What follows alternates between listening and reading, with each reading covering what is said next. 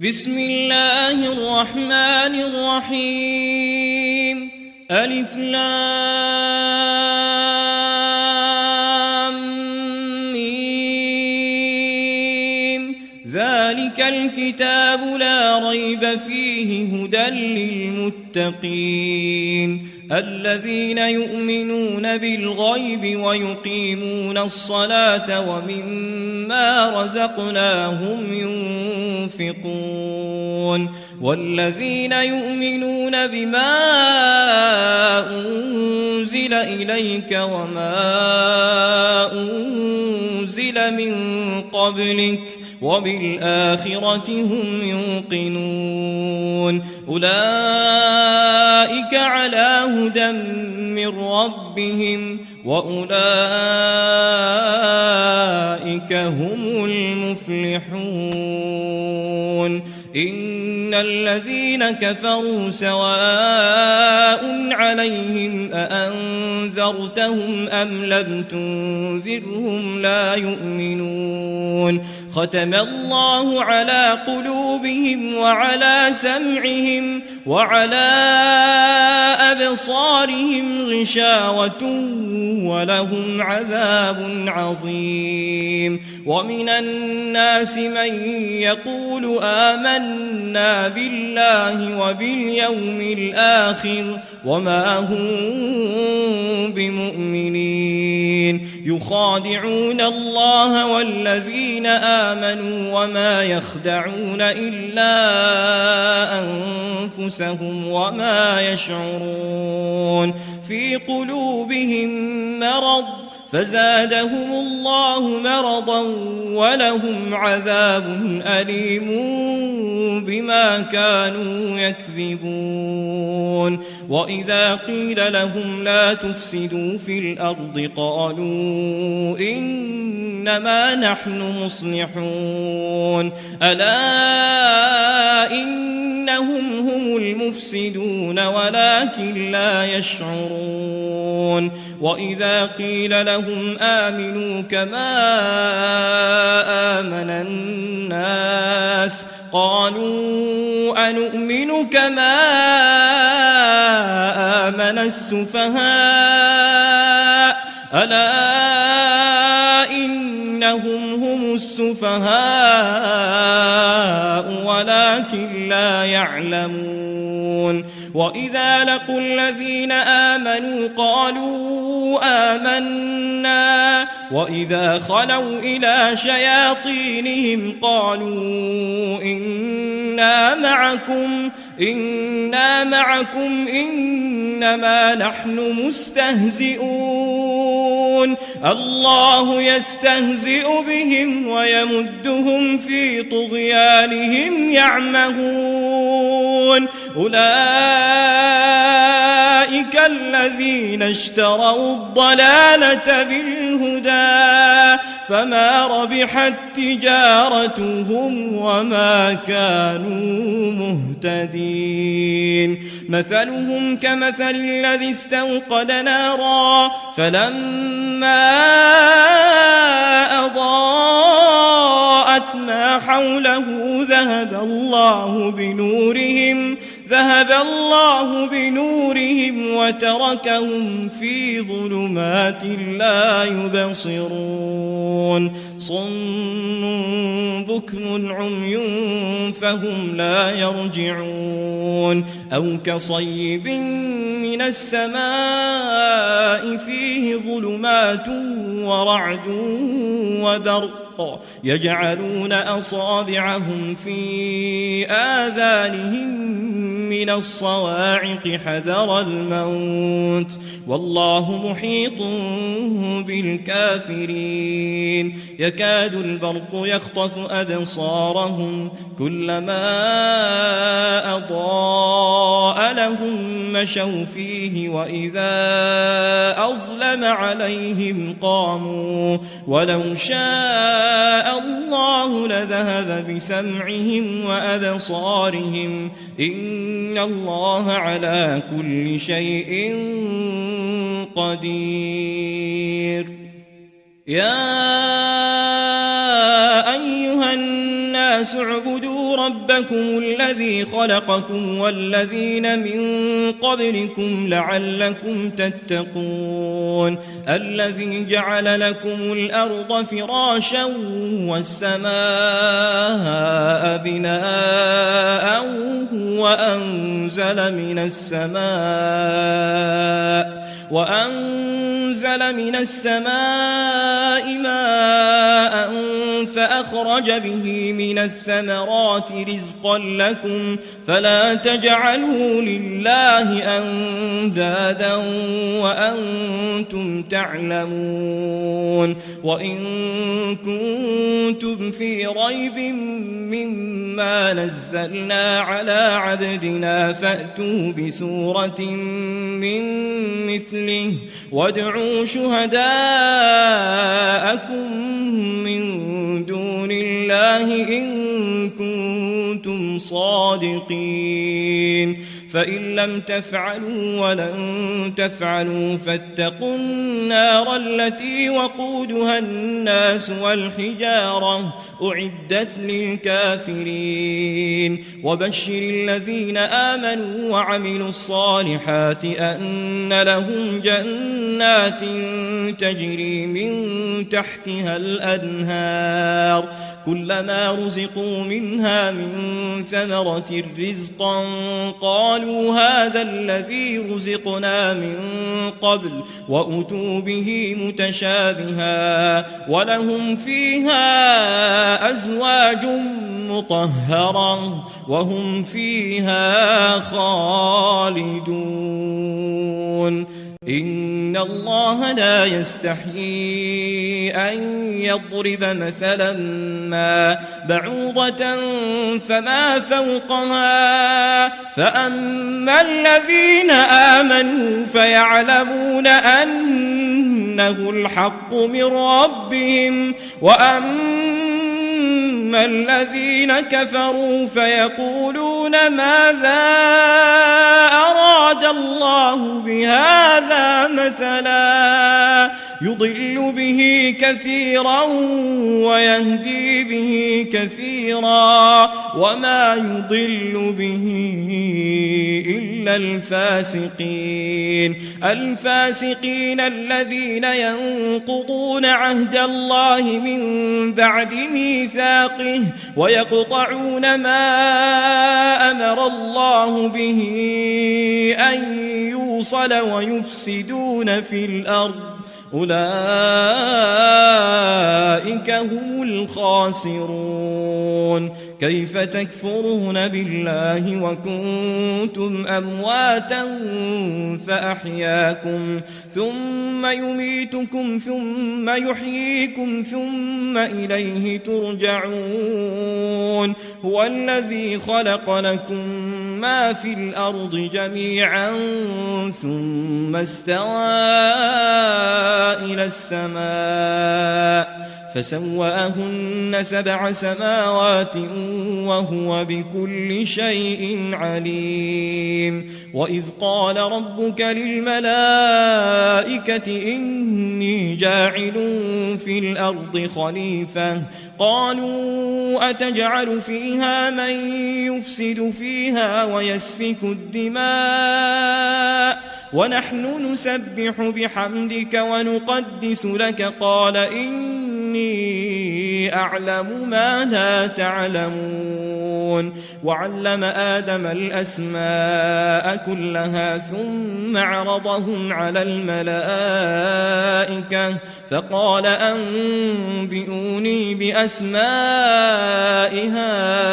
هؤلاء إن كنتم صادقين قالوا سبحانك لا علم لنا إلا ما علمتنا إنك أنت العليم الحكيم قال يا آدم أنبئهم بأسمائهم فلما أنبأهم بأسمائهم قال ألم أقل لكم إني أعلم غيب السماوات والأرض وأعلم ما تبدون وما كنتم تكتمون وإذ قلنا للملائكة اسجدوا لآدم فسجدوا إلا إبليس أبى واستكبر وكان من الكافرين وقلنا يا آدم اسكن أنت وزوجك الجنة وكلا منها رغدا حيث شئتما ولا تقربا هذه الشجرة فتكونا من الظالمين فأزلهما الشيطان عنها فأخرجهما مما كانا فيه وقلنا اهبطوا بعضكم لبعض عدو ولكم في الأرض مستقر ومتاع إلى حين فتلقى آدم من ربه كلمات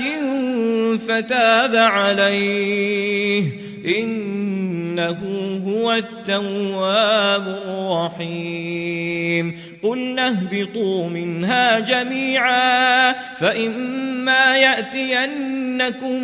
مني هدى فمن تبع هداي فلا خوف عليهم ولا هم يحزنون والذين كفروا وكذبوا بآياتنا أولئك أصحاب النار هم فيها خالدون يا بني إسرائيل اذكروا نعمتي التي أنعمت عليكم وأوفوا بعهدي أوف بعهدكم وإياي فارهبون وآمنوا بما أنزلت مصدقا لما معكم ولا تكونوا أول كافر به ولا تشتروا بآياتي ثمنا قليلا وإياي فاتقون ولا تلبسوا الحق بالباطل وتكتموا الحق وأنتم تعلمون وأقيموا الصلاة وآتوا الزكاة واركعوا مع الراكعين أتأمرون الناس بالبر وتنسون أنفسكم وأنتم تتلون الكتاب أفلا تعقلون واستعينوا بالصبر والصلاة وإنها لكبيرة إلا على الخاشعين الذين يظنون أنهم ملاقو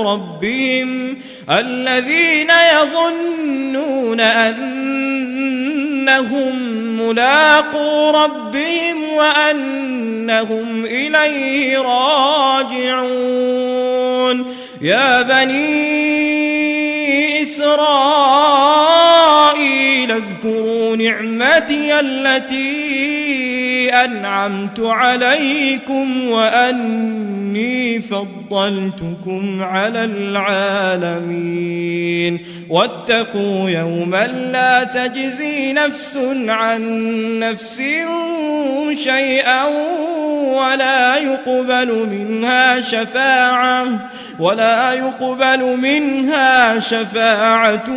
ولا يؤخذ منها عدل ولا هم ينصرون وإذ نجيناكم من آل فرعون يسومونكم سوء العذاب يذبحون أبناءكم ويستحيون نساءكم وفي ذلكم بلاء من ربكم عظيم وإذ فرقنا بكم البحر فأنجيناكم وأغرقنا آل فرعون وأنتم تنظرون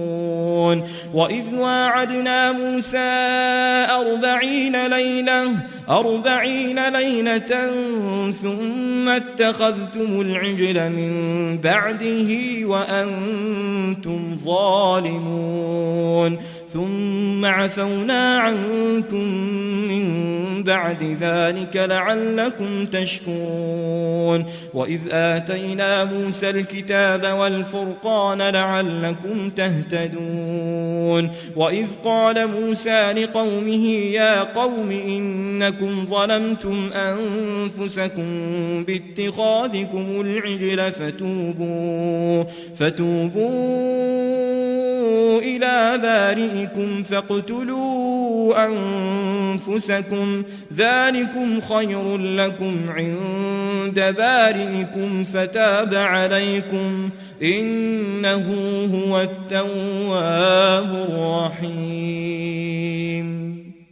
وإذ قلتم يا موسى لن نؤمن لك حتى نرى الله جهرة فأخذتكم الصاعقة وأنتم تنظرون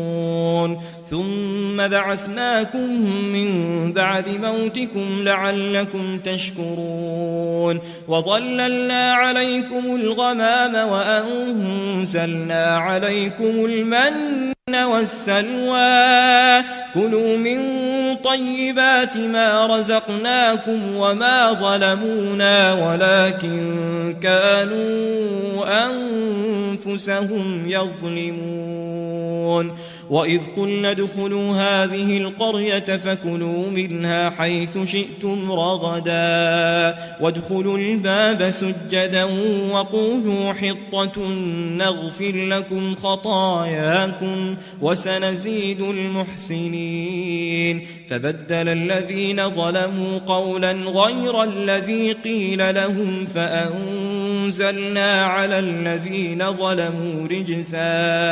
رجزا من السماء بما كانوا يفسقون وإذ استسقى موسى لقومه فقلنا اضرب بعصاك الحجر فانفجرت منه 12 عينا قد علم كل أناس مشربهم كلوا واشربوا من رزق الله ولا تعثوا في الأرض مفسدين وإذ قلتم يا موسى لن نصبر على طعام واحد فادع لنا ربك يخرج لنا مما تنبت الأرض من بقلها وقثائها وفومها وعدسها وبصلها قال أتستبدلون الذي هو أدنى بالذي هو خير اهبطوا مصرا فإن لكم ما سألتم وضربت عليهم الذلة والمسكنة وباءوا بغضب من الله ذلك بأنهم كانوا يكفرون بآيات الله ويقتلون النبيين بغير الحق ذلك بما عصوا وكانوا يعتدون إن الذين آمنوا والذين هادوا والنصارى والصابئين من آمن بالله واليوم الآخر وعمل صالحا فلهم أجرهم عند ربهم ولا خوف عليهم ولا هم يحزنون وإذ أخذنا ميثاقكم ورفعنا فوقكم الطور خذوا ما آتيناكم بقوة واذكروا ما فيه لعلكم تتقون ثم توليتم من بعد ذلك فلولا فضل الله عليكم ورحمته لكنتم من الخاسرين ولقد علمتم الذين اعتدوا منكم في السبت فقلنا لهم كونوا قردة خاسئين فجعلناها نكالا لما بين يديها وما خلفها وموعظة للمتقين. وإذ قال موسى لقومه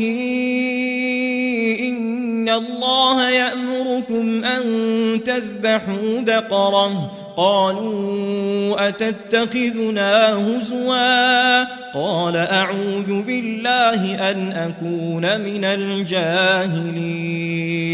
قالوا ادع لنا ربك يبين لنا ما هي قال إنه يقول إنها بقرة لا فارض ولا بكر عوان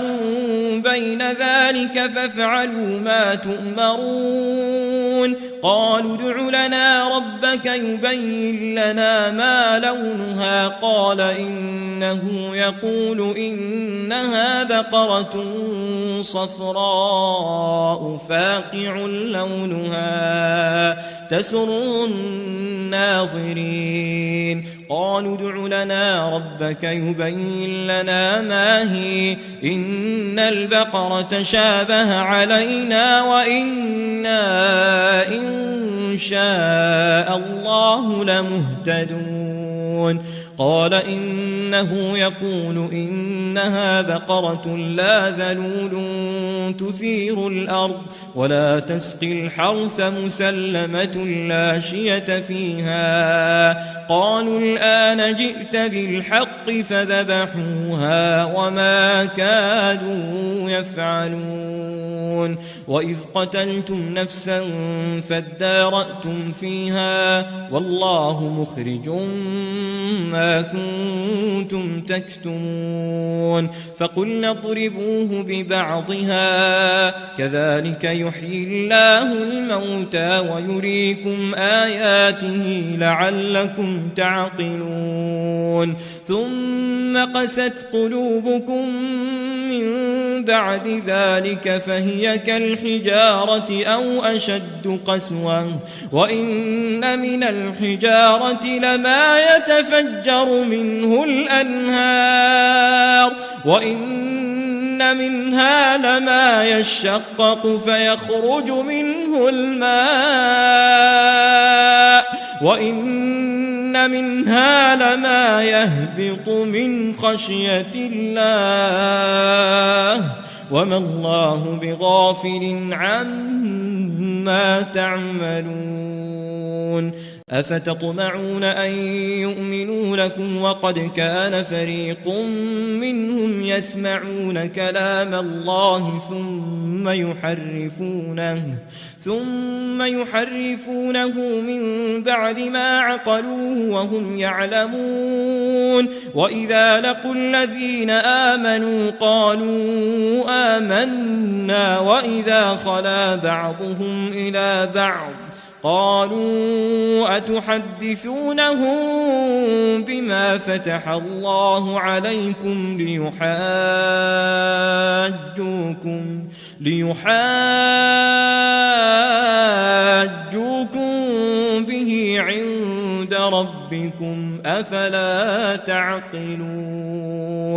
أولا يعلمون أن الله يعلم ما يسرون وما يعلنون ومنهم أميون لا يعلمون الكتاب إلا أماني وإن هم إلا يظنون فويل للذين يكتبون الكتاب بأيديهم ثم يقولون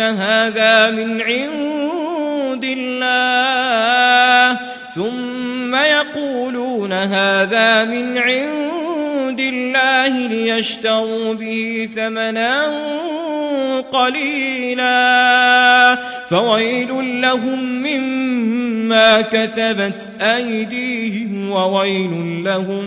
مما يكسبون وقالوا لن تمسنا النار إلا أياما معدودة قل أتخذتم عند الله عهدا فلن يخلف الله عهده أم تقولون على الله ما لا تعلمون بلى من كسب سيئة وأحاطت به خطيئته فأولئك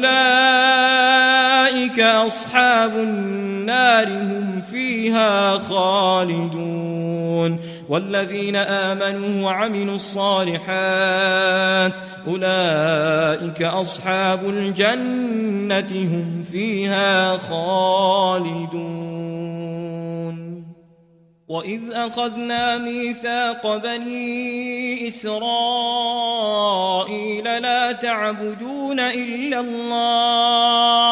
لا تعبدون إلا الله وبالوالدين إحسانا وذي القربى واليتامى والمساكين وقولوا للناس حسنا وأقيموا الصلاة وآتوا الزكاة ثم توليتم إلا قليلا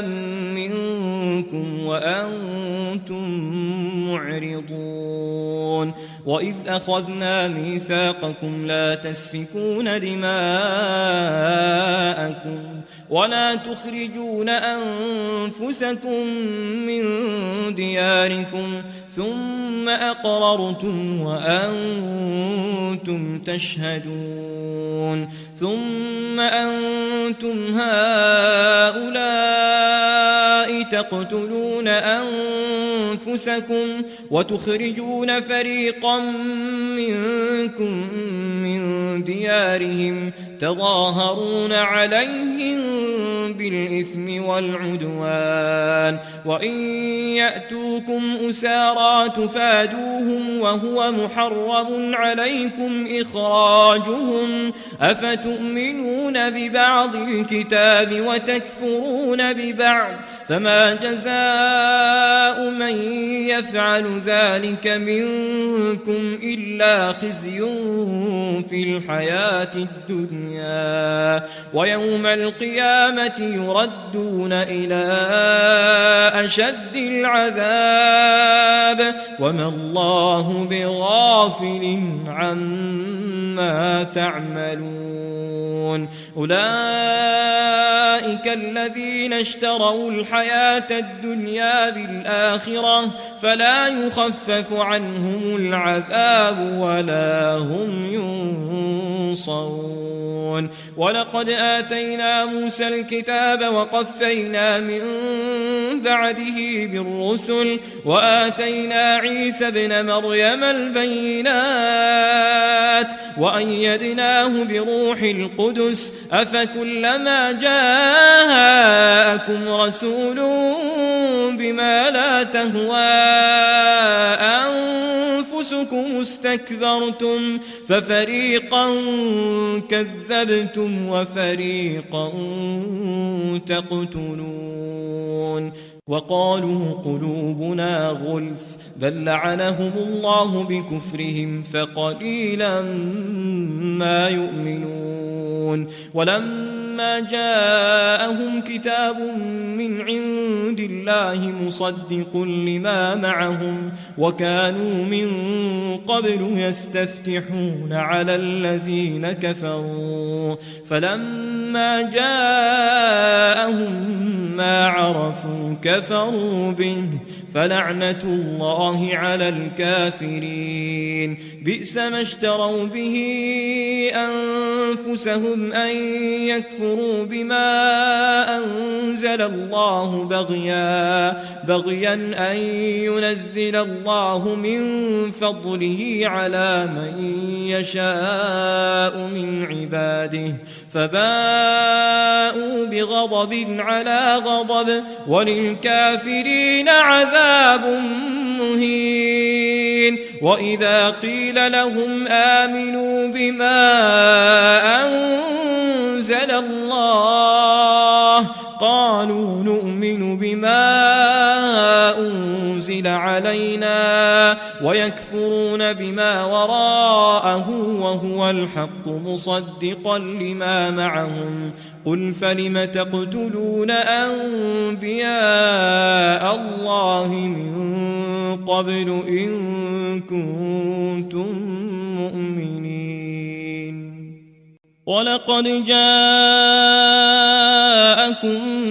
موسى بالبينات ثم اتخذتم العجل من بعده وأنتم ظالمون وإذ أخذنا ميثاقكم ورفعنا فوقكم الطور خذوا ما آتيناكم بقوة واسمعوا قالوا سمعنا وعصينا وأشربوا في قلوبهم العجل بكفرهم قل بئس ما يأمركم به إيمانكم إن كنتم مؤمنين قل إن كانت لكم الدار الآخرة عند الله خالصة من دون الناس فتمنوا الموت إن كنتم صادقين ولن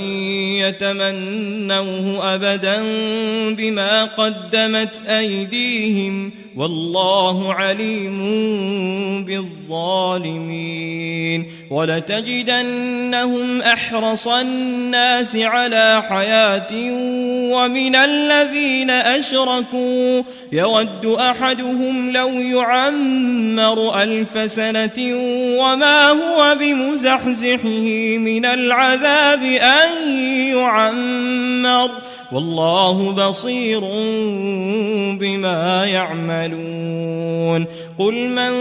كان عدوا لجبريل فإنه نزله على قلبك بإذن الله مصدقا لما بين يديه وهدى وبشرى للمؤمنين من كان عدوا لله وملائكته ورسله وجبريل وميكال فإن الله عدو للكافرين ولقد أنزلنا إليك آيات بينات وما يكفر بها إلا الفاسقون أو كلما عاهدوا عهدا نبذه فريق منهم بل أكثرهم لا يؤمنون ولما جاءهم رسول من عند الله مصدق لما معهم نبذ فريق من الذين أوتوا الكتاب كتاب الله وراء ظهورهم كأنهم لا يعلمون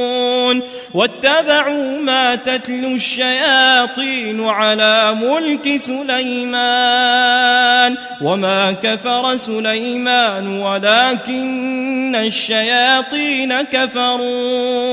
كفروا يعلمون الناس السحر وما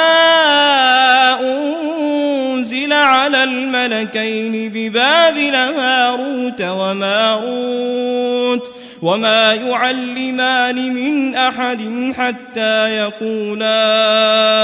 إنما نحن فتنة فلا تكفر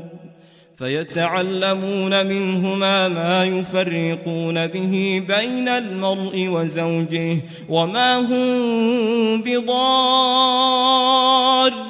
به من أحد إلا بإذن الله ويتعلمون ما يضرهم ولا ينفعهم ولقد علموا لمن اشتراه ما له في الآخرة من خلاق ولبئس ما شروا به أنفسهم لو كانوا يعلمون ولو أنهم آمنوا واتقوا لمثوبة من عند الله خير لو كانوا يعلمون يا أيها الذين آمنوا لا تقولوا راعنا وقولوا انظرنا واسمعوا وللكافرين عذاب أليم ما يود الذين كفروا من أهل الكتاب ولا المشركين أن ينزل عليكم من خير من ربكم والله يختص برحمته من يشاء والله ذو الفضل العظيم ما ننسخ من آية أو ننسها نأت بخير منها أو مثلها ألم تعلم أن الله على كل شيء قدير ألم تعلم أن الله له ملك السماوات والأرض وما لكم من دون الله من ولي ولا نصير أم تريدون أن تسألوا رسولكم كما سئل موسى من قبل ومن يتبدل الكفر بالإيمان فقد ضل سواء السبيل ود كثير من أهل الكتاب لو يردونكم من بعد إيمانكم كفارا حسدا من عند أنفسهم من بعد ما تبين لهم الحق فاعفوا واصفحوا حتى يأتي الله بأمره إن الله على كل شيء قدير وأقيموا الصلاة وآتوا الزكاة وما تقدموا لأنفسكم من خير تجدوه عند الله إن الله بما تعملون بصير وقالوا لن يدخل الجنة إلا من كان هودا أو نصارى تلك أمانيهم قل هاتوا برهانكم إن كنتم صادقين بلى من أسلم وجهه لله وهو محسن فله أجره عند ربه ولا خوف عليهم ولا هم يحزنون وقالت اليهود ليست النصارى على شيء وقالت النصارى ليست اليهود على شيء وهم يتلون الكتاب كذلك قال الذين لا يعلمون مثل قولهم فالله يحكم بينهم يوم القيامة فيما كانوا فيه يختلفون ومن أظلم ممن منع مساجد الله أن يذكر فيها اسمه وسعى في خرابها أولئك ما كان لهم أن يدخلوها إلا خائفين لهم في الدنيا خزي ولهم في الآخرة عذاب عظيم ولله المشرق والمغرب فأينما تولوا فثم وجه الله إن الله واسع عليم وقالوا اتخذ الله ولدا سبحانه بل له ما في السماوات والأرض كل له قانتون بديع السماوات والأرض وإذا قضى أمرا فإنما يقول له كن فيكون وقال الذين لا يعلمون لولا يكلمنا الله أو تأتينا آية كذلك قال الذين من قبلهم مثل قولهم تشابهت قلوبهم قد بينا الآيات لقوم يوقنون إنا أرسلناك بالحق بشيرا ونذيرا ولا تسأل عن أصحاب الجحيم ولن ترضى عنك اليهود ولا النصارى حتى تتبع ملتهم قل إن هدى الله هو الهدى ولئن اتبعت أهواءهم بعد الذي جاءك من العلم ما لك من الله من ولي ولا نصير الذين آتيناهم الكتاب يتلونه حق تلاوته أولئك يؤمنون به ومن يكفر به فأولئك هم الخاسرون يا بني إسرائيل اذكروا نعمتي التي أنعمت عليكم وأني فضلتكم على العالمين واتقوا يوما لا تجزي نفس عن نفس شيئا ولا يقبل منها عدل ولا تنفعها شفاعة ولا هم ينصرون وإذ ابتلى إبراهيم ربه بكلمات فأتمهن قال إني جاعلك للناس إماما قال ومن ذريتي قال لا ينال عهد الظالمين وإذ جعلنا البيت مثابة للناس وأمنا واتخذوا من مقام إبراهيم مصلى وعهدنا إلى إبراهيم وإسماعيل أن طهرا بيتي للطائفين والعاكفين والركع السجود وإذ قال إبراهيم رب اجعل هذا بلدا آمنا وارزق أهله من الثمرات من آمن منهم بالله واليوم الآخر قال ومن كفر فأمتعه قليلا ثم أضطره إلى عذاب النار وبئس المصير وإذ يرفع إبراهيم القواعد من البيت وإسماعيل ربنا تقبل منا إنك أنت السميع العليم ربنا وجعلنا مسلمين لك ومن ذريتنا أمة مسلمة لك وأرنا مناسكنا وتب علينا إنك أنت التواب الرحيم ربنا وابعث فيهم رسولا منهم يتلو عليهم آياتك ويعلمهم الكتاب والحكمة ويزكيهم إنك أنت العزيز الحكيم ومن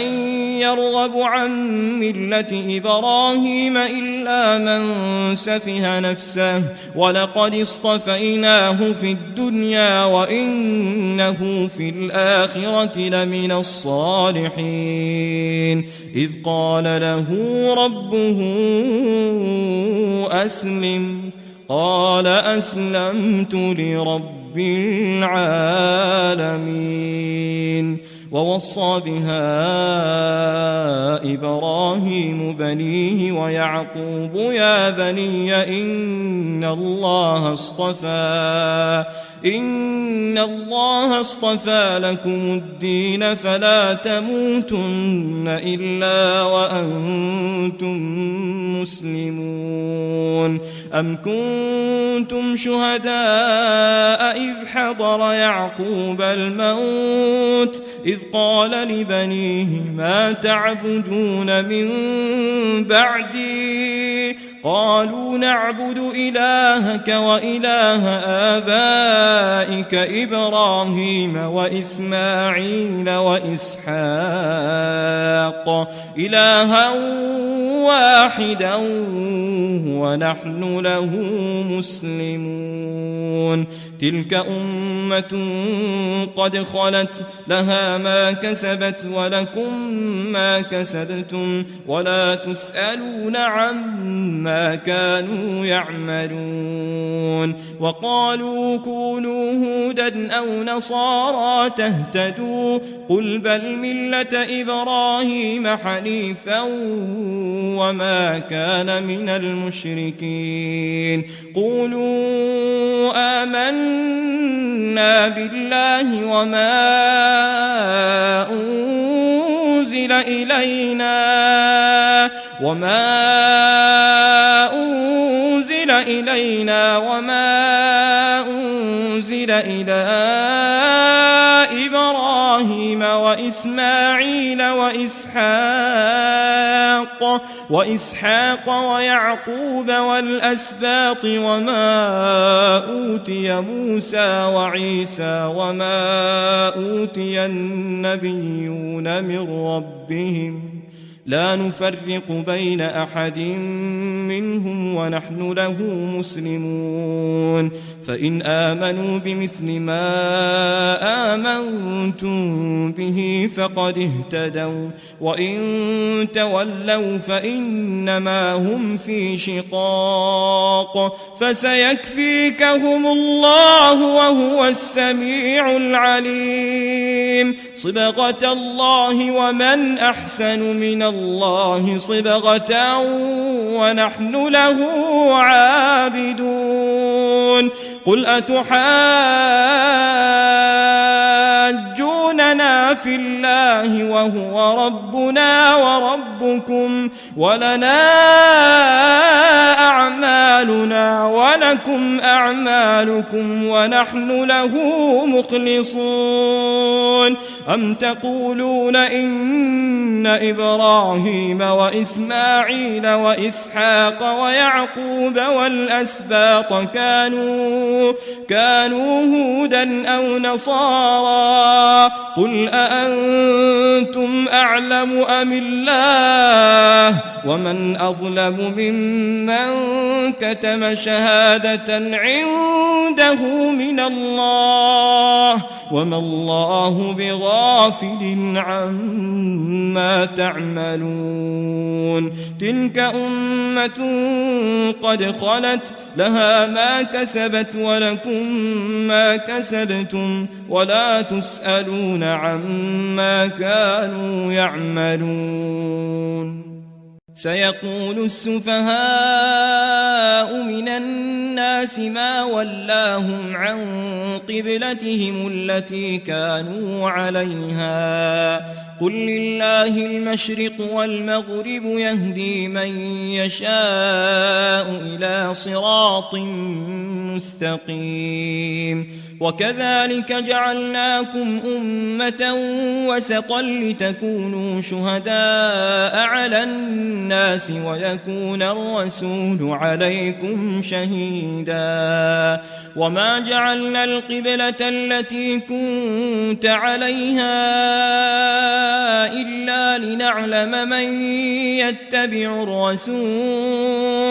إلا لنعلم من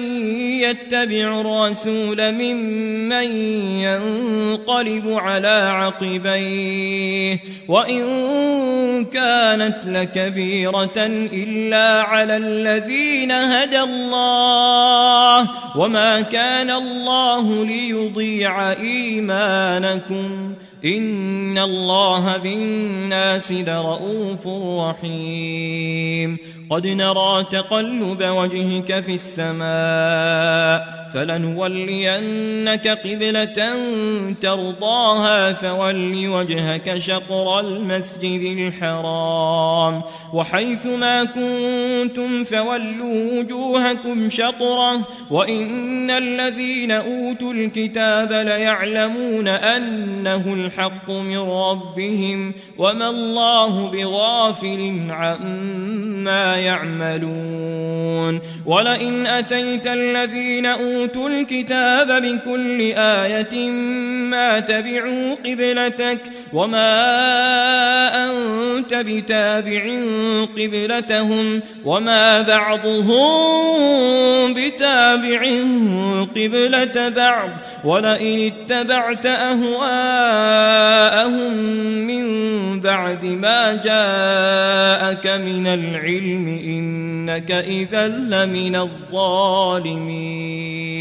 الذين آتيناهم الكتاب يعرفونه كما يعرفون أبناءهم وإن فريقا منهم ليكتمون الحق وهم يعلمون الحق من ربك فلا تكونن من الممترين ولكل وجهة هو موليها فاستبقوا الخيرات أينما تكونوا يأت بكم الله جميعا إن الله على كل شيء قدير ومن حيث خرجت فول وجهك شطر المسجد الحرام وإنه للحق من ربك وما الله بغافل عما تعملون ومن حيث خرجت فول وجهك شطر المسجد الحرام وحيث ما كنتم فولوا وجوهكم شطره لئلا يكون للناس عليكم حجة إلا الذين ظلموا منهم فلا تخشوهم واخشوني ولأتم نعمتي عليكم ولعلكم تهتدون كما أرسلنا فيكم رسولا منكم يتلو عليكم آياتنا ويزكيكم ويعلمكم الكتاب والحكمة ويعلمكم ما لم تكونوا تعلمون فاذكروني أذكركم واشكروا لي ولا تكفرون يا أيها الذين آمنوا استعينوا بالصبر والصلاة إن الله مع الصابرين ولا تقولوا لمن يقتل في سبيل الله أموات بل أحياء ولكن لا تشعرون ولنبلونكم بشيء من الخوف والجوع ونقص من الأموال والأنفس والثمرات وبشر الصابرين الذين إذا أصابتهم مصيبة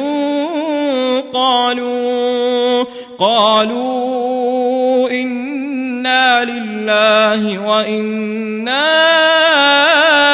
إليه راجعون أولئك عليهم صلوات من ربهم ورحمة وأولئك هم المهتدون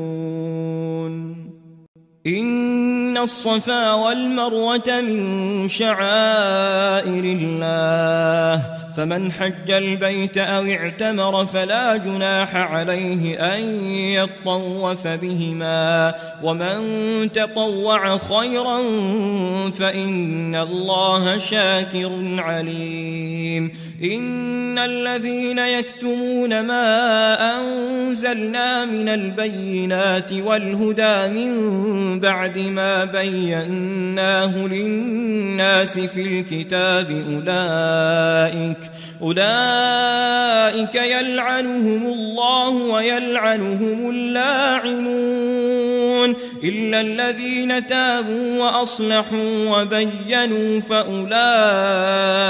أتوب عليهم وأنا التواب الرحيم إن الذين كفروا وماتوا وهم كفار أولئك عليهم لعنة الله والملائكة والناس أجمعين خالدين فيها لا يخفف عنهم العذاب ولا هم ينظرون وإلهكم إله واحد لا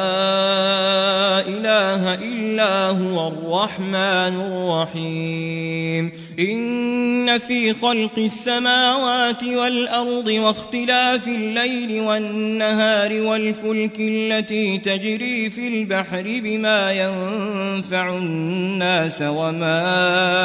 أنزل الله من السماء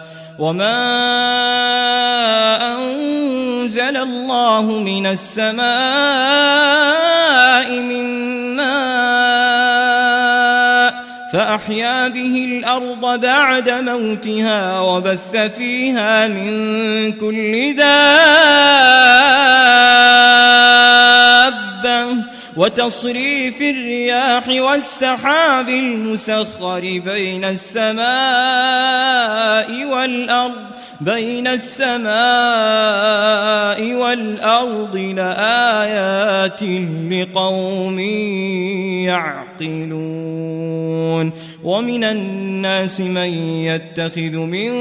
دون الله أندادا يحبونهم كحب الله والذين آمنوا أشد حبا لله ولو يرى الذين ظلموا إذ يرون العذاب أن القوة لله جميعا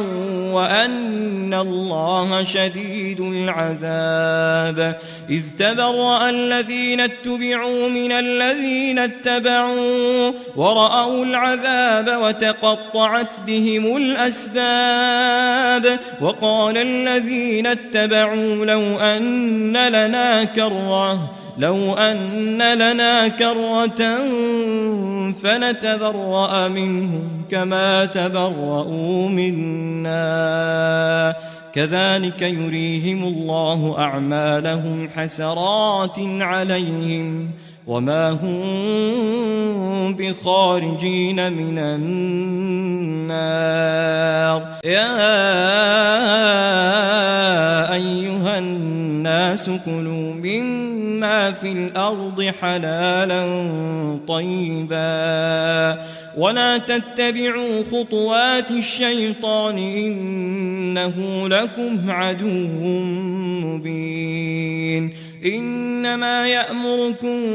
بالسوء والفحشاء وأن تقولوا على الله ما لا تعلمون وإذا قيل لهم اتبعوا ما أنزل الله قالوا بل نتبع ما ألفينا عليه آباءنا أولو كان آباؤهم لا يعقلون شيئا ولا يهتدون ومثل الذين كفروا كمثل الذي ينعق بما لا يسمع إلا دعاء ونداء صم بكم عمي فهم لا يعقلون يا أيها الذين آمنوا كلوا من طيبات طيبات ما رزقناكم واشكروا لله إن كنتم إياه تعبدون. إنما حرم عليكم الميتة والدم ولحم الخنزير وما أهل به لغير الله، فمن اضطر غير باغ ولا عاد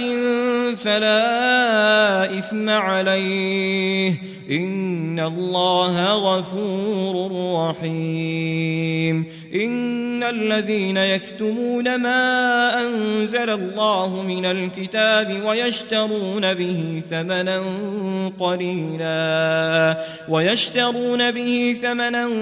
قليلا أولئك ما يأكلون في بطونهم إلا النار، ولا يكلمهم الله يوم القيامة ولا يزكيهم ولهم عذاب أليم. أولئك الذين اشتروا الضلالة بالهدى والعذاب بالمغفرة، فما أصبرهم على النار، ذلك بأن الله نزل الكتاب بالحق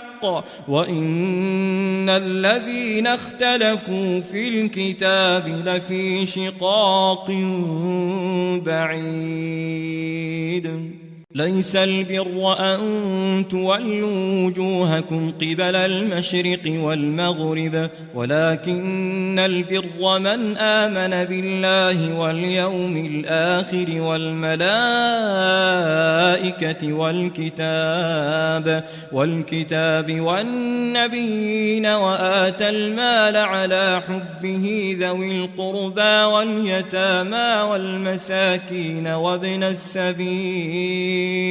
وابن السبيل والسائلين وفي الرقاب، وأقام الصلاة وآتى الزكاة، والموفون بعهدهم إذا عاهدوا، والصابرين في البأساء والضراء وحين البأس، أولئك الذين صدقوا وأولئك هم المتقون. يا أيها الذين آمنوا كتب عليكم القصاص في القتلى، الحر بالحر والعبد بالعبد والأنثى بالأنثى، فمن عفي له من أخيه شيء فاتباع بالمعروف وأداء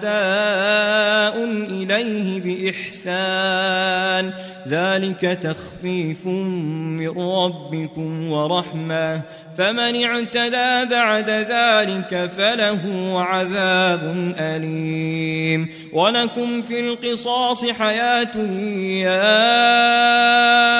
أولي الألباب لعلكم تتقون. كتب عليكم إذا حضر أحدكم الموت إن ترك خيرا الوصية للوالدين والأقربين بالمعروف حقا على المتقين، فمن بدله بعدما سمعه فإنما إثمه على الذين يبدلونه، إن الله سميع عليم. فمن خاف من موص جنفا أو إثما فأصلح بينهم فلا إثم عليه، إن الله غفور رحيم. يا أيها الذين آمنوا كتب عليكم الصيام كما كتب على الذين من قبلكم لعلكم تتقون، أياما معدودات، فمن كان منكم مريضا أو على سفر فعدة من أيام أخر وعلى الذين يطيقونه فدية طعام مسكين فمن تطوع خيرا فهو خير له وأن تصوموا خير لكم إن كنتم تعلمون شهر رمضان الذي أنزل فيه القرآن هدى للناس وبينات من الهدى والفرقان فمن شهد منكم الشهر فليصمه ومن كان مريضا أو على سفر فعدة من أيام أخر يريد الله بكم اليسر ولا يريد بكم العسر ولتكملوا العدة ولتكبروا الله على ما هداكم ولعلكم تشكرون وإذا سألك عبادي عني فإني قريب أجيب دعوة الداع إذا دعان فليستجيبوا لي وليؤمنوا بي لعلهم يرشدون أحل لكم ليلة الصيام الرفث إلى نسائكم هن لباس لكم وأنتم لباس لهن علم الله أنكم كنتم تختانون أنفسكم فتاب عليكم وعفى عنكم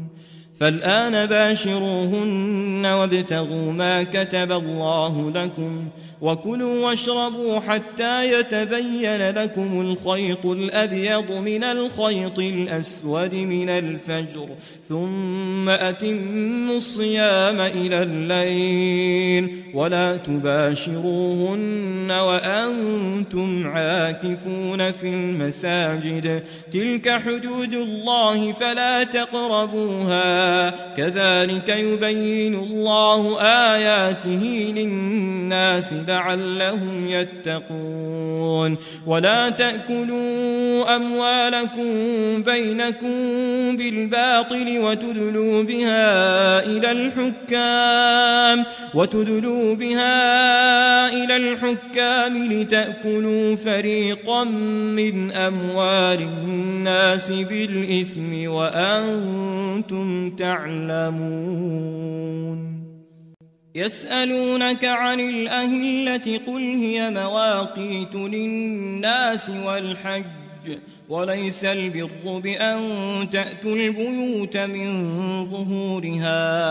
ولكن البر من اتقى وأتوا البيوت من أبوابها واتقوا الله لعلكم تفلحون وقاتلوا في سبيل الله الذين يقاتلونكم ولا تعتدوا إن الله لا يحب المعتدين واقتلوهم حيث ثقفتموهم وأخرجوهم من حيث أخرجوكم والفتنة أشد من القتل ولا تقاتلوهم عند المسجد الحرام حتى يقاتلوكم فيه فإن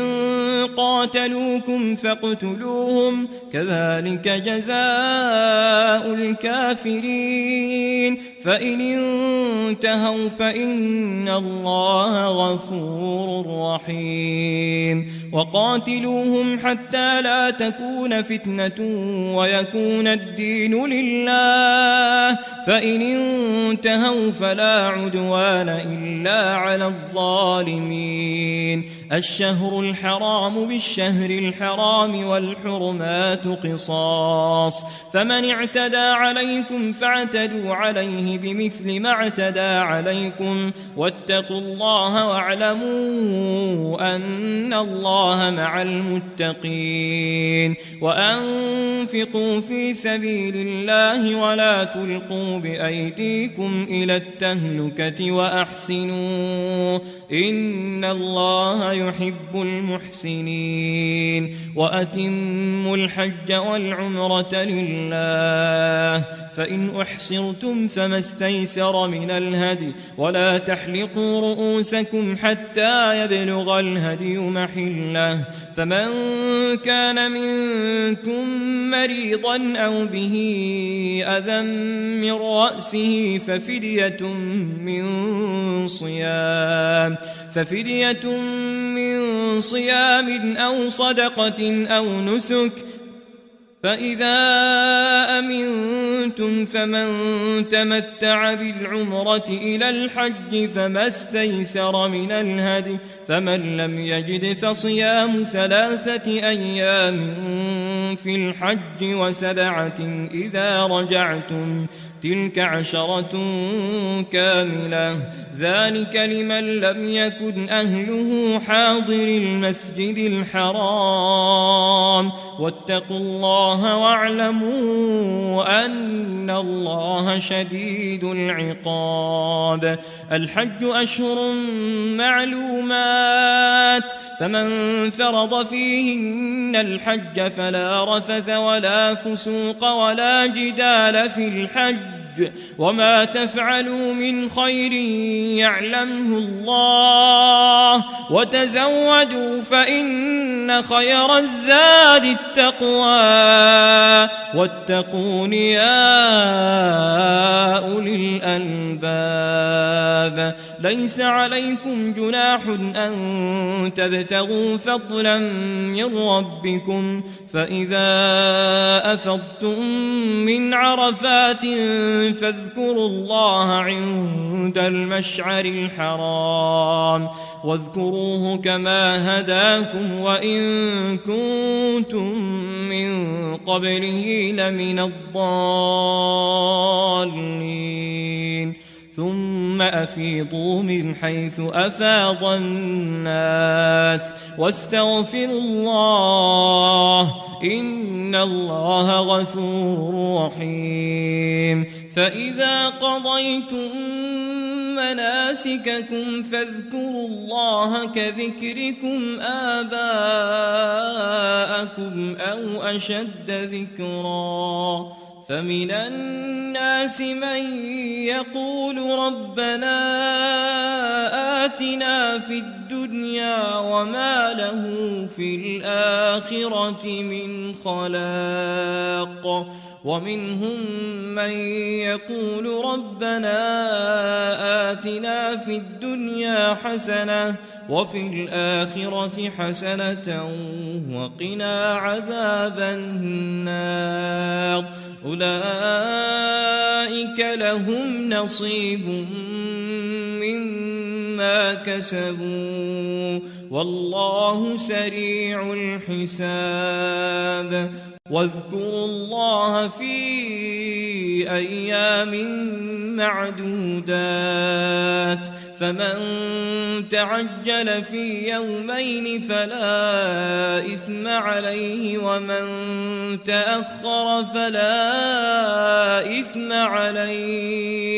فلا إثم عليه لمن اتقى واتقوا الله واعلموا أنكم إليه تحشرون ومن الناس من يعجبك قوله في الحياة الدنيا ويشهد الله على ما في قلبه وهو ألد الخصام وإذا تولى سعى في الأرض ليفسد فيها ويهلك الحرث والنسل والله لا يحب الفساد وإذا قيل له اتق الله أخذته العزة بالإثم فحسبه جهنم ولبئس المهاد ومن الناس من يشري نفسه ابتغاء مرضات الله والله رؤوف بالعباد العباد يا أيها الذين آمنوا ادخلوا في السلم كافة ولا تتبعوا خطوات الشيطان إنه لكم عدو مبين فإن زللتم من بعد ما جاءتكم البينات فاعلموا أن الله عزيز حكيم هل ينظرون إلا أن يأتيهم الله في ظلل من الغمام والملائكة وقضي الأمر وإلى الله ترجع الأمور سل بني إسرائيل كم آتيناهم من آية بينة ومن يبدل نعمة الله من بعد ما جاءته فإن الله شديد العقاب زين للذين كفروا الحياة الدنيا ويسخرون من الذين آمنوا والذين اتقوا فوقهم يوم القيامة والله يرزق من يشاء بغير حساب كان الناس أمة واحدة فبعث الله النبيين مبشرين ومنذرين وأنزل معهم الكتاب بالحق ليحكم بين الناس فيما اختلفوا فيه وما اختلف فيه إلا الذين أوتوه من بعد ما جاءتهم البينات بغيا بينهم فهدى الله الذين آمنوا لما اختلفوا فيه من الحق بإذنه والله يهدي من يشاء إلى صراط مستقيم أم حسبتم أن تدخلوا الجنة ولما يأتكم مثل الذين خلوا من قبلكم مستهم البأساء والضراء وزلزلوا حتى يقول الرسول والذين آمنوا معه متى نصر الله ألا إن نصر الله قريب يسألونك ماذا ينفقون قل ما أنفقتم من خير فللوالدين والأقربين واليتامى والمساكين وابن السبيل وما تفعلوا من خير فإن الله به عليم كتب عليكم القتال وهو كره لكم وعسى أن تكرهوا شيئا وهو خير لكم وعسى أن تحبوا شيئا وهو شر لكم والله يعلم وأنتم لا تعلمون يسألونك عن الشهر الحرام قتال فيه قل قتال فيه كبير وصد عن سبيل الله وكفر به والمسجد الحرام وإخراج أهله منه أكبر عند الله والفتنة أكبر من القتل ولا يزالون يقاتلونكم حتى يردوكم عن دينكم إن استطاعوا ومن يرتد منكم عن دينه فيمت وهو كافر فأولئك حبطت أعمالهم في الدنيا والآخرة وأولئك أصحاب النار هم فيها خالدون إن الذين آمنوا والذين هاجروا وجاهدوا في سبيل الله أولئك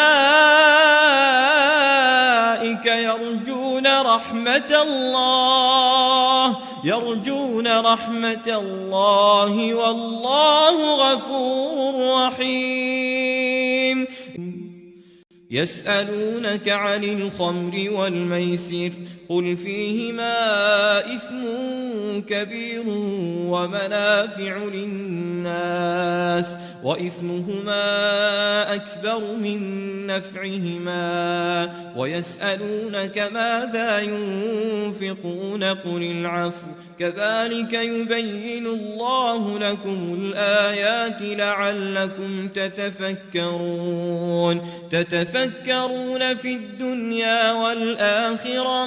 ويسألونك عن اليتامى قل إصلاح لهم خير وإن تخالطوهم فإخوانكم والله يعلم المفسد من المصلح ولو شاء الله لأعنتكم إن الله عزيز حكيم ولا تنكحوا المشركات حتى يؤمن ولأمة مؤمنة خير من مشركة ولو أعجبتكم ولا تنكحوا المشركين حتى يؤمنوا ولعبد مؤمن خير من مشرك ولو أعجبكم أولئك يدعون إلى النار والله يدعو إلى الجنة والمغفرة بإذنه ويبين آياته للناس لعلهم يتذكرون ويسألونك عن المحيض قل هو أذى فاعتزلوا النساء في المحيض ولا تقربوهن حتى يطهرن فإذا تطهرن فأتوهن من حيث أمركم الله إن الله يحب التوابين ويحب المتطهرين نساؤكم حرث لكم فأتوا حرثكم أنى شئتم وقدموا لأنفسكم واتقوا الله واعلموا أنكم ملاقوه وبشر المؤمنين ولا تجعلوا الله عرضة لأيمانكم أن تبروا وتتقوا وتصلحوا بين الناس والله سميع عليم لا يؤاخذكم الله باللغو في أيمانكم ولكن يؤاخذكم بما كسبت قلوبكم والله غفور حليم للذين يؤلون من نسائهم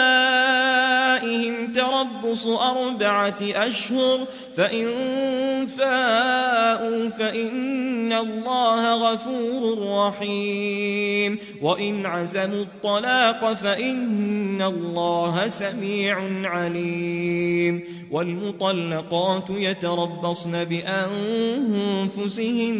3 قروء ولا يحل لهن أن يكتمن ما خلق الله في أرحامهن إن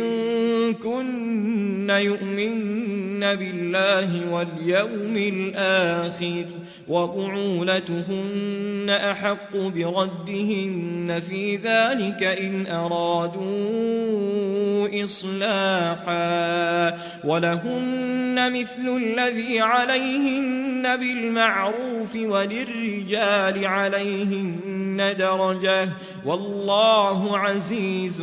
حكيم. الطلاق مرتان فإمساك بمعروف أو تسريح بإحسان ولا يحل لكم أن تأخذوا مما آتيتموهن شيئا إلا أن يخافا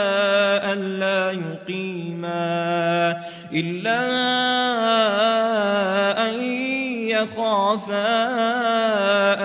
يقيما حدود الله فإن خفتم ألا يقيما حدود الله فلا جناح عليهما فيما افتدت به تلك حدود الله فلا تعتدوها ومن يتعد حدود الله فأولئك هم الظالمون. فإن طلقها فلا تحل له من بعد حتى تنكح زوجا غيره فإن طلقها فلا جناح عليهما أن يتراجعا إن ظنا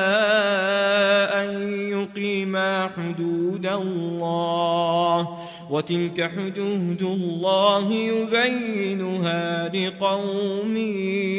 يعلمون. وإذا طلقتم النساء فبلغن أجلهن فأمسكوهن بمعروف أو سرحوهن بمعروف ولا تمسكوهن ضرارا لتعتدوا ومن يفعل ذلك فقد ظلم نفسه ولا تتخذوا آيات الله هزوا واذكروا نعمة الله عليكم وما أنزل عليكم من الكتاب والحكمة يعظكم به واتقوا الله واعلموا أن الله بكل شيء عليم. وإذا طلقتم النساء فبلغن أجلهن فلا تعضلوهن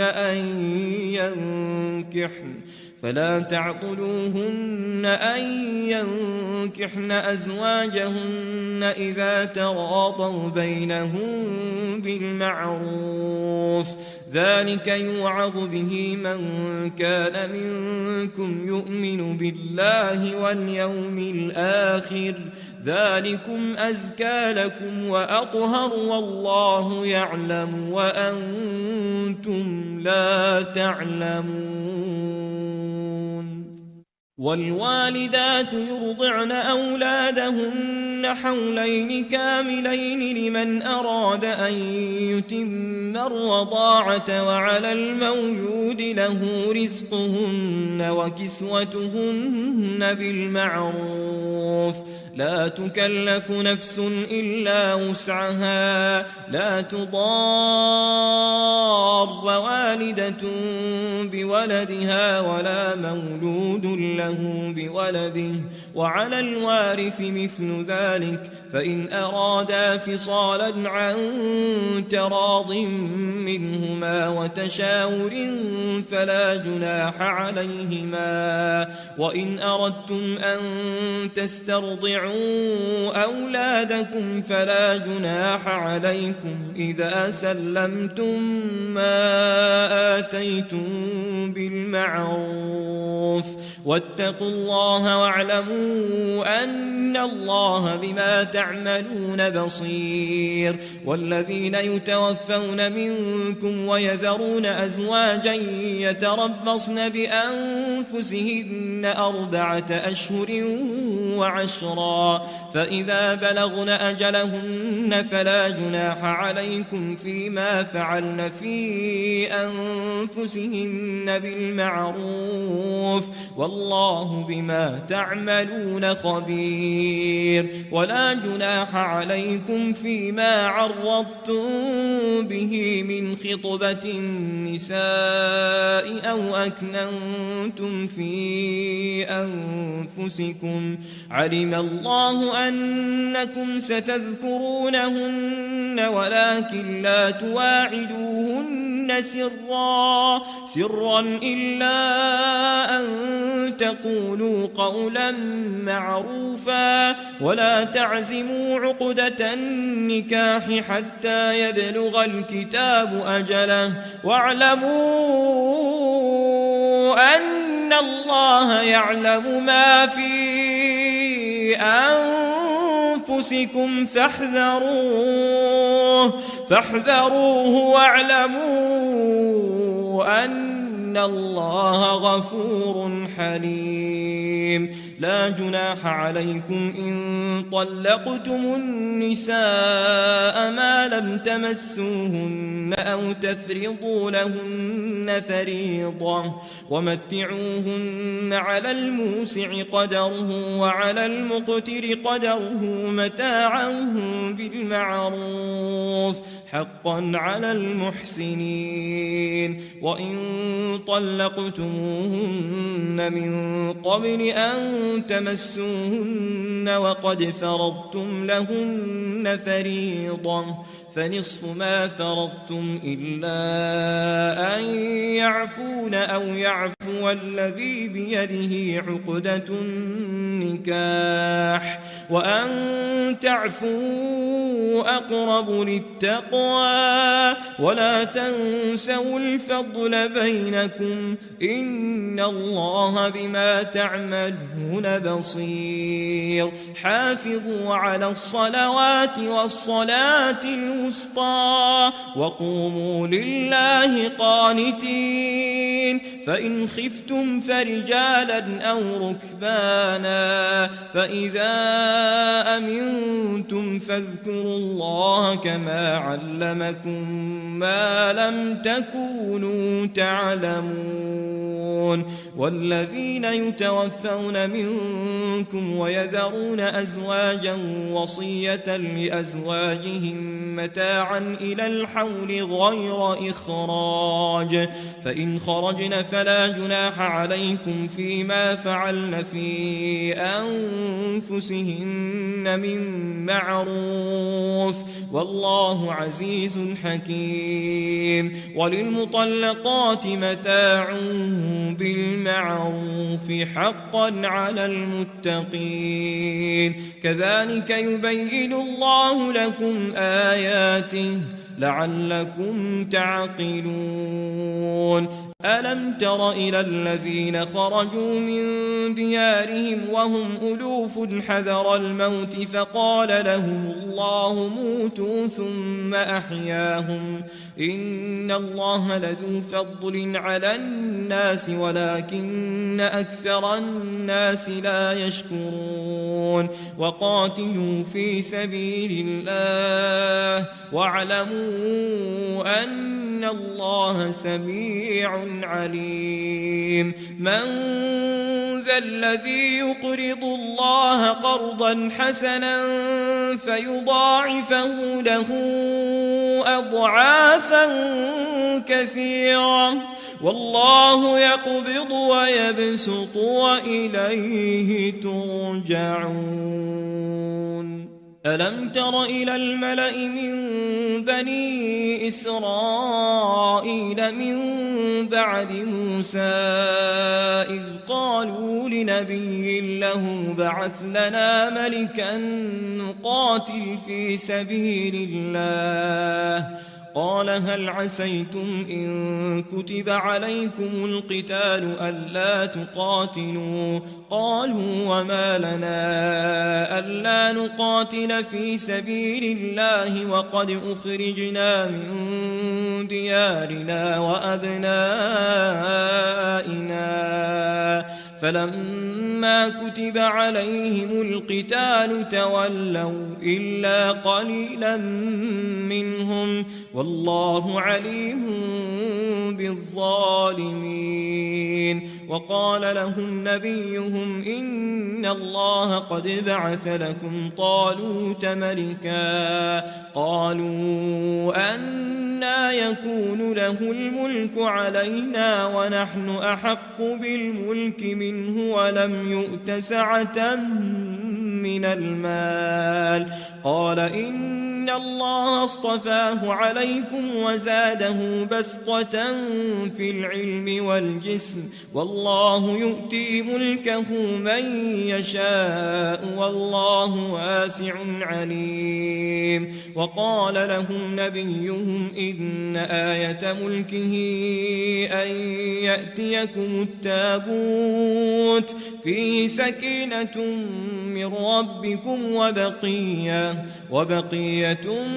مما ترك آل موسى وآل هارون تحمله الملائكة إن في ذلك لآية لكم إن كنتم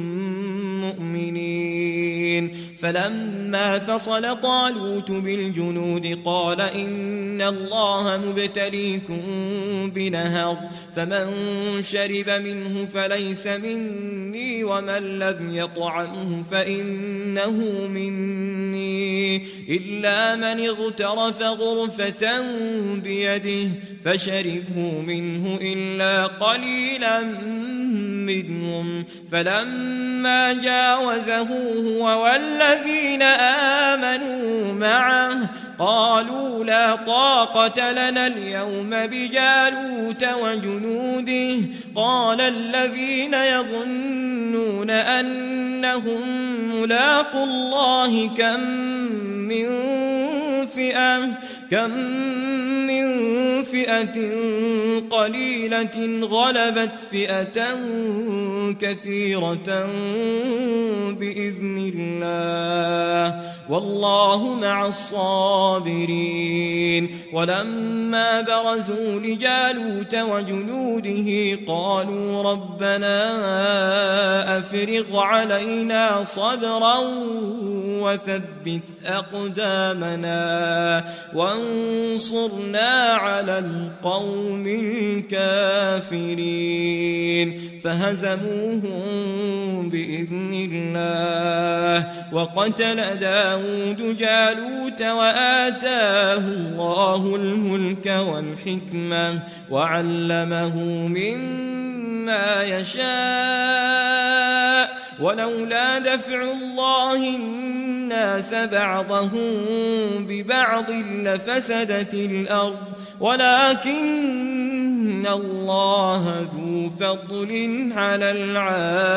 العالمين تلك آيات الله نتلوها عليك بالحق وإنك لمن المرسلين تلك الرسل فضلنا بعضهم على بعض منهم من كلم الله ورفع بعضهم درجات وآتينا عيسى ابن مريم البينات وأيدناه بروح القدس ولو شاء الله ما اقتتل الذين من بعدهم من بعد ما جاءتهم البينات ولكن اختلفوا فمنهم من آمن ومنهم من كفر ولو شاء الله ما اقتتلوا ولكن الله يفعل ما يريد يا أيها الذين آمنوا أنفقوا مما رزقناكم من قبل أن يأتي يوم لا بيع فيه ولا خلة ولا شفاعة والكافرون هم الظالمون. الله لا إله إلا هو الحي القيوم لا تأخذه سنة ولا نوم له ما في السماوات وما في الأرض من ذا الذي يشفع عنده إلا بإذنه يعلم ما بين أيديهم وما خلفهم ولا يحيطون بشيء من علمه إلا بما شاء وسع كرسيه السماوات والأرض ولا يؤوده حفظهما وهو العلي العظيم. لا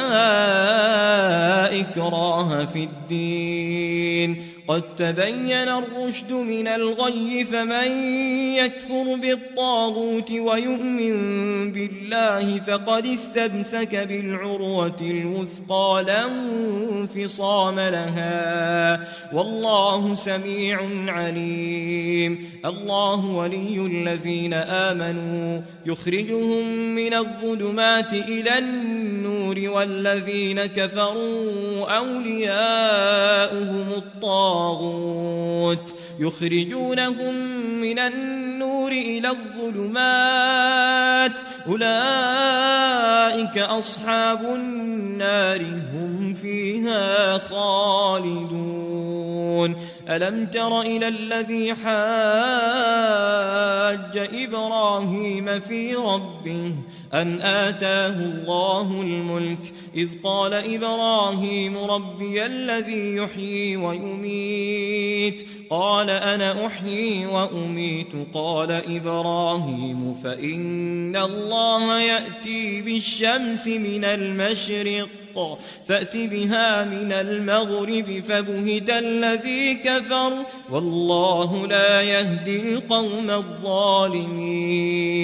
أو كالذي مر على قرية وهي خاوية على عروشها قال أنى يحيي هذه الله بعد موتها فأماته الله 100 عام ثم بعثه قال كم لبثت قال لبثت يوما أو بعض يوم قال بل لبثت 100 عام فانظر إلى طعامك وشرابك لم يتسنه وانظر إلى حمارك ولنجعلك آية للناس وانظر إلى العظام كيف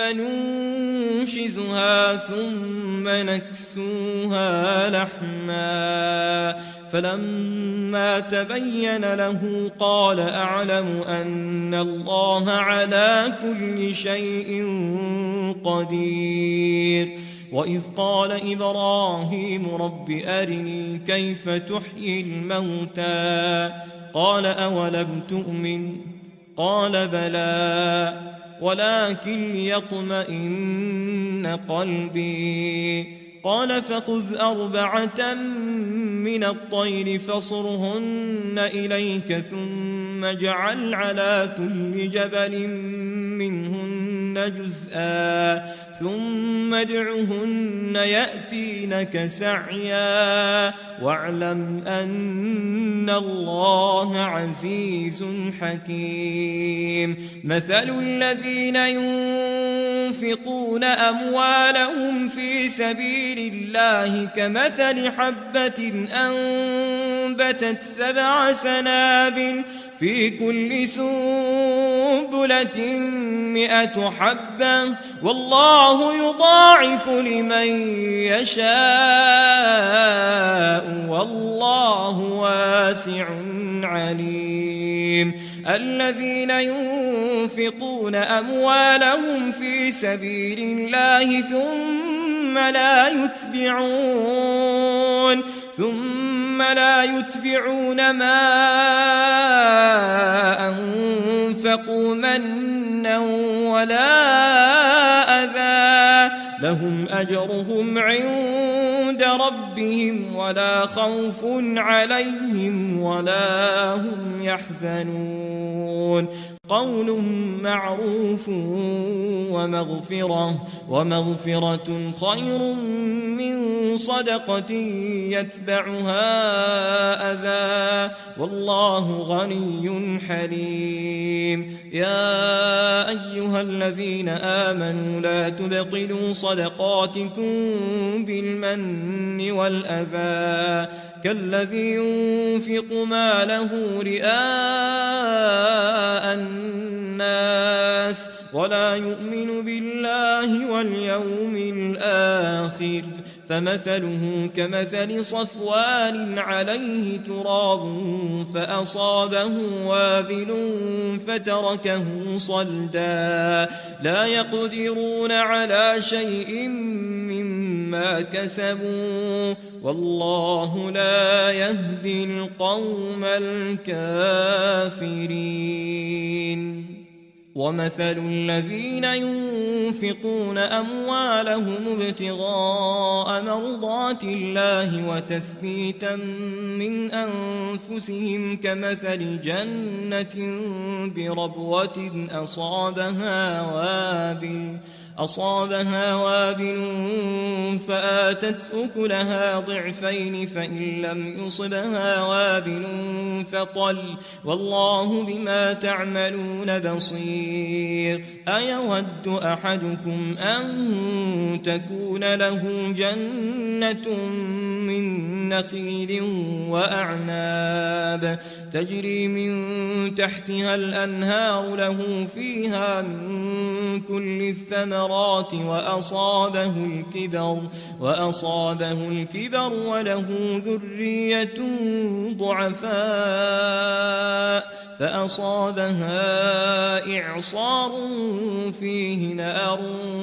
فاحترقت كذلك يبين الله لكم الآيات لعلكم تتفكرون يا أيها الذين آمنوا أنفقوا من طيبات ما كسبتم ومما أخرجنا لكم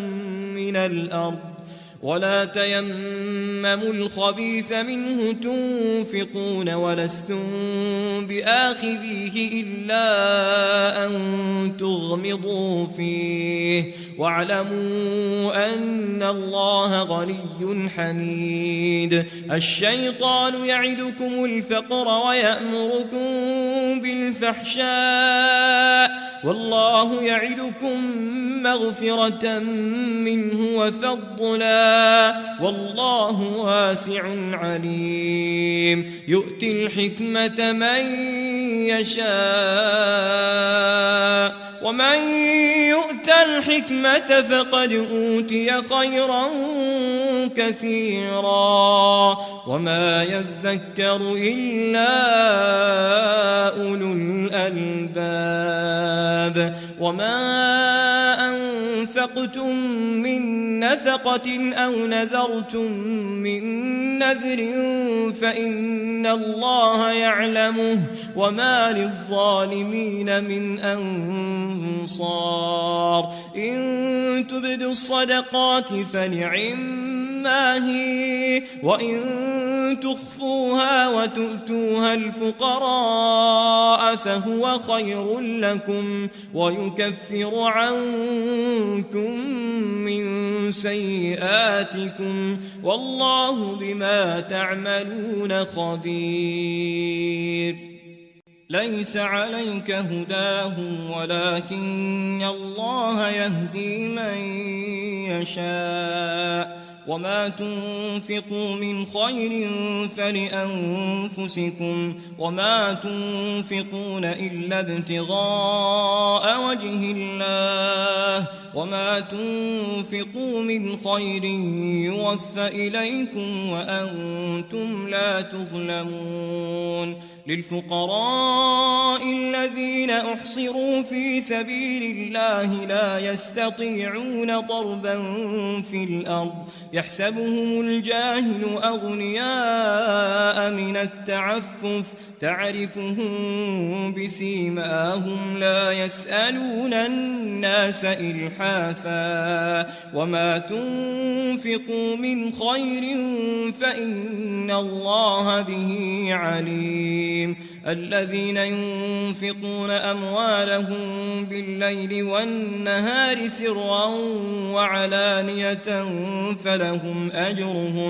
فلهم أجرهم عند ربهم ولا خوف عليهم ولا هم يحزنون الذين يأكلون الربا لا يقومون إلا كما يقوم الذي يتخبطه الشيطان من المس ذلك بأنهم قالوا إنما البيع مثل الربا وأحل الله البيع وحرم الربا فمن جاءه موعظة من ربه فانتهى فله ما سلف وأمره إلى الله ومن عاد فأولئك أصحاب النار هم فيها خالدون يمحق الله الربا ويربي الصدقات والله لا يحب كل كفار أثيم إن الذين آمنوا وعملوا الصالحات وأقاموا الصلاة وآتوا الزكاة لهم أجرهم عند ربهم ولا خوف عليهم ولا هم يحزنون يا أيها الذين آمنوا اتقوا الله وذروا ما بقي من الربا إن كنتم مؤمنين فإن لم تفعلوا فأذنوا بحرب من الله ورسوله وإن تبتم فلكم رؤوس أموالكم لا تظلمون ولا تظلمون وإن كان ذو عسرة فنظرة إلى ميسرة وأن تصدقوا خير لكم إن كنتم تعلمون واتقوا يوما ترجعون فيه إلى الله ثم توفى كل نفس ما كسبت وهم لا يظلمون يا أيها الذين آمنوا إذا تداينتم بدين إلى أجل مسمى فاكتبوه وليكتب بينكم كاتب بالعدل ولا يأب كاتب أن يكتب كما علمه الله فليكتب وليملل الذي عليه الحق وليتق الله ربه ولا يبخس منه شيئا فإن كان الذي عليه الحق سفيها أو ضعيفا أو لا يستطيع أن يمل هو فليملل وليه بالعدل واستشهدوا شهيدين من رجالكم فإن لم يكونا رجلين فرجل وامرأتان ممن ترضون من الشهداء أن تضل إحداهما فتذكر إحداهما الأخرى ولا يأبى الشهداء إذا ما دعوا ولا تسأموا أن تكتبوه صغيرا أو كبيرا إلى أجله ذلكم أقسط عند الله وأقوم للشهادة وأدنى